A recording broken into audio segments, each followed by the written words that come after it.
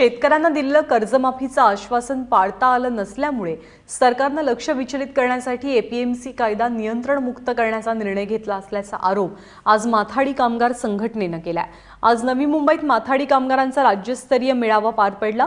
येत्या 8 जूनला राज्यातल्या कृषी उत्पन्न बाजार समितीची बैठक घेऊ आणि त्या दिवशी बेमुदत संपाच्या तारखेची घोषणा करू असा इशारा माथाडी कामगारांनी दिलाय। आडत आणि साठेबाजी अशा मुद्द्यांमुळे शेतकऱ्याला स्वतःचा माल मुक्तपणे विकता यावा यासाठी एपीएमसी कायदा नियंत्रणमुक्त करण्याचा निर्णय सरकारचा आहे। मात्र याला माथाडी कामगार संघटनांचा मोठा विरोध आहे। राज्य सरकारने एपीएमसी मधून फळ, भाजीपाला, कांदा, बटाटा या शेतीच्या गोष्टी आहेत त्या नियंत्रणमुक्त करण्याचा निर्णय घेतला आणि या निर्णयाविरोधात आता माथाडी संघटनेने तीव्रपणे आंदोलनाचा इशारा दिलेला आहे। वेळ पडल्यास महाराष्ट्रामध्ये मंत्र्यांच्या गाड्या अडू, त्यांना गाड्या फोडू अशा प्रकारचा इशारा माथाडी कामगार नेते नरेंद्र पाटलांनी दिलेला आहे। सर, काही वेळ तुमच्यावर झाली।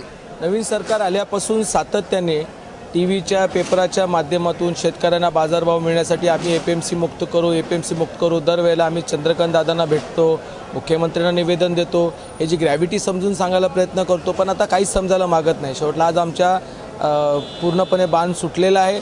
आम्ही माथाडी कामगार किंवा व्यापारी दर 6 महिन्यासाठी आता आम्ही आंदोलन करणार नाही।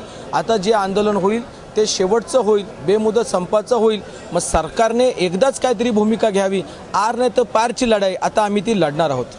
आपल्याबरोबर राष्ट्रवादीचे आमदार आणि माजी मंत्री शशिकांत शिंदे आहेत। सर, तुम्ही आज ठिकाणी सांगितलं की शेतकऱ्यांच्या हमी भावाला जशाप्रमाणे उसाला भाव मिळतो, कापसाला भाव मिळतो, तसा इतर शेतीमालाला सुद्धा शेतकऱ्यांनी सरकारने भाव द्यावा, त्यासाठी माथाडी कामगार संघटना या ठिकाणी रस्त्यावर उतरेल।